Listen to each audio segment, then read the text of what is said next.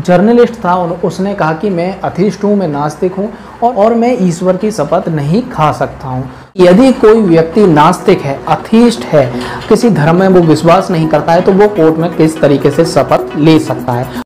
तो दोस्तों, आपने कुछ बॉलीवुड मूवीज की क्लिप्स देखी और उसमें देखा कि जो विटनेस है, गवाह है, वो किस तरीके से शपथ ले रहा है। तो यहाँ पर वो अपने धार्मिक ग्रंथ पर, जिस धर्म में वो विश्वास करता है, उस धर्म पर हाथ रखकर वो ये शपथ ले रहा है कि what I shall state shall be the truth, the whole and nothing but the truth. कि यहाँ पर जो वो कुछ कहेगा शपथ लेकर, उस धार्मिक ग्रंथ पर शपथ लेकर जो वो कुछ कहेगा वो सत्य होगा और सत्य के अलावा यहाँ पर कुछ नहीं होगा। वो इस तरह की शपथ ले रहा है। तो दोस्तों, ये क्वेश्चन अराइज होता है कि क्या आज भी कोर्ट रूम में इस तरह की प्रोसीडिंग चलती है, इस तरह से शपथ ओथ यहाँ पर दिलाई जाती है, जैसे गीता, कुरान, बाइबल पर हाथ रखकर शपथ दिलाई जाती है। तो दोस्तों, आज हम इस वीडियो में यही चर्चा करेंगे और साथ ही साथ ये जानेंगे कि यदि कोई व्यक्ति नास्तिक है, अथीस्ट है, किसी धर्म में वो विश्वास नहीं करता है, तो वो कोर्ट में किस तरीके से शपथ ले सकता है। उसके लिए यहाँ पर क्या ऑप्शंस दिया गया है वो हम देखेंगे कि ऑप्शंस है भी या नहीं है, वो हम जानेंगे। और साथ ही साथ जानेंगे कि क्या कोई व्यक्ति भारतीय संविधान की शपथ लेके यहाँ पर अपनी गवाही एज अ विटनेस दे सकता है, अपने स्टेटमेंट रिकॉर्ड करा सकता है। तो दोस्तों, हम शुरू करते हैं। तो सबसे पहले हम जानते हैं इसके बैकग्राउंड के बारे में। तो दोस्तों, ये प्रथा कि जो व्यक्ति जिस धर्म से बिलोंग करता है, उस धर्म के रिलीजियस स्क्रिप्चर पर वो हाथ रखकर कसम खाएगा, ये मुगल काल और ब्रिटिश काल से ये शपथ शुरू हुई। ताकि लोग उस समय इतना ज़्यादा धार्मिक विश्वास रखते थे कि वो ऐसा माना जाता था कि कोई भी व्यक्ति यहाँ पर कि ज़्यादातर पॉसिबिलिटी ये है कि व्यक्ति अपने जिस धार्मिक ग्रंथ में वो विश्वास करता है उसकी वो झूठी शपथ नहीं लेगा और यहाँ पर झूठा स्टेटमेंट्स नहीं रिकॉर्ड कराएगा। तो ये माना जाता था, जिससे कि ज़्यादातर पॉसिबिलिटी ये रहे कि लोग इस डर के कारण कि उन्हें गॉड पनिशमेंट देगा, उनके साथ कुछ बुरा घटित हो सकता है, वो कोर्ट में सत्य बोलें। इसका यहाँ पर बेनिफिट लेने के लिए ये प्रोसीडिंग यहाँ पर लेट डाउन की गई थी। ये जो प्रथा थी, जो कि मुगल काल और ब्रिटिश पीरियड से चली आ रही थी, इसको कानून बना के मान्यता दे दी गई। यहाँ पर इसे इंडियन ऑथ्स एक्ट 1873 के अंतर्गत यहाँ पर इसे कानून बना के मान्यता दे दी गई और ये प्रथा और मजबूत कर दी गई कि यहाँ पर इस तरीके से जो व्यक्ति जिस धर्म का है उसे उस धर्म की धार्मिक पुस्तक पर हाथ रखकर कसम खानी होगी, अपने जब वो स्टेटमेंट रिकॉर्ड करवा रहा होगा। तो दोस्तों, ये प्रथा न्यायालय में ये चली 1969 तक ये प्रथा चली। ये प्रथा 1969 तक क्यों चली? क्योंकि जो 28th लॉ कमीशन की रिपोर्ट थी, उसने ये यहाँ पर सुझाव दिया, रिकमेंडेशन किया कि जो ये प्रथा चली आ रही है, इस प्रथा को यहाँ पर बंद होना चाहिए। तो इसी रिकमेंडेशन के आधार पे यहाँ पर जो पहले वाला जो एक्ट था, इंडियन ऑथ्स एक्ट 1873, उसकी जगह पर एक नया एक्ट लाया गया, इंडियन ऑथ्स एक्ट 1969।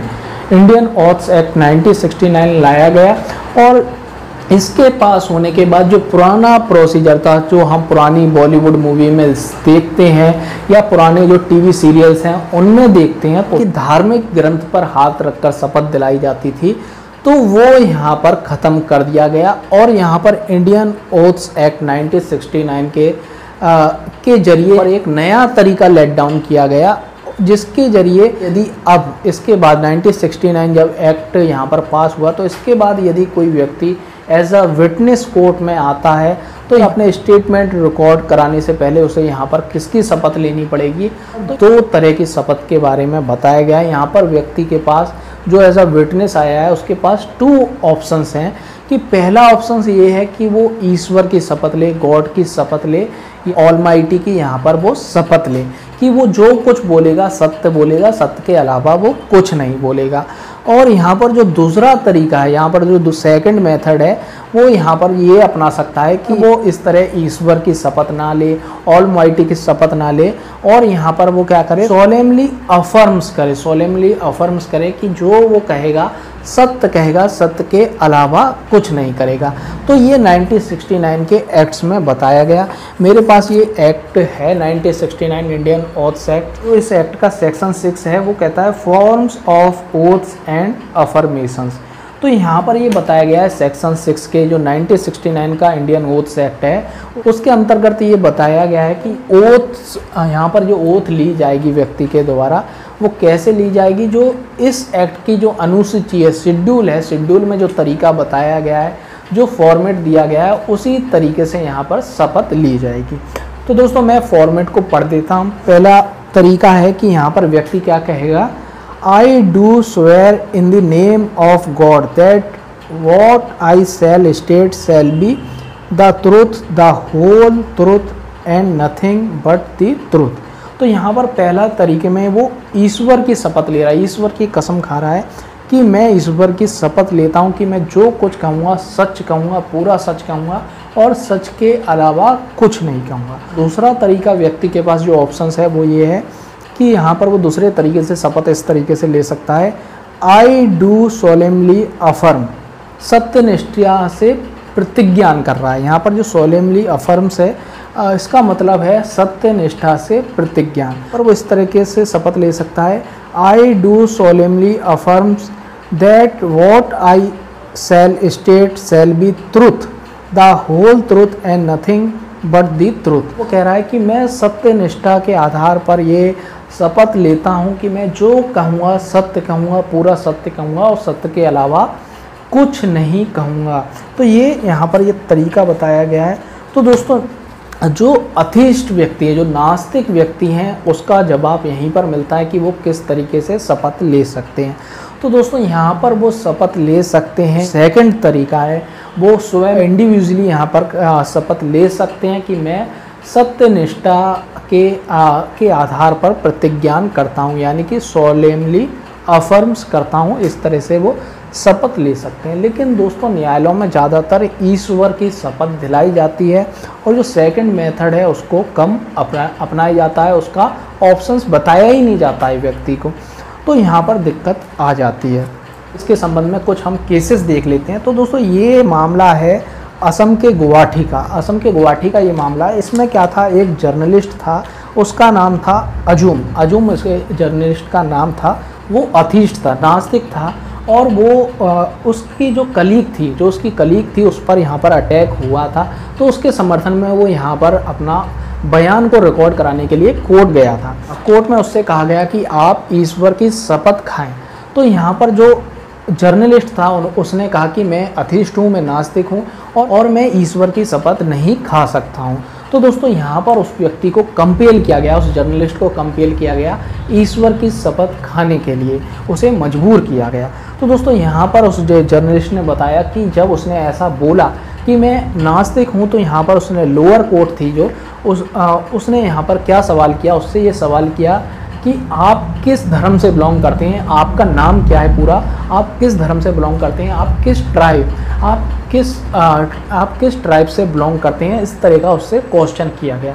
तो दोस्तों इस तरह का क्वेश्चन किया जाना न्यायिक प्रक्रिया में बहुत दुखद बात है। तो इस तरह का उनसे यहाँ पर ये सवाल किया गया, उनके धर्म को लेकर, उनके एक जाति को लेकर यहाँ पर सवाल किया गया। पर जो जर्नलिस्ट थे वो नास्तिक थे और उन्हें मजबूर किया गया, कंपेल किया गया ईश्वर की शपथ खाने के लिए। तो दोस्तों जो सेकंड तरीका था वो उनको नहीं बताया गया।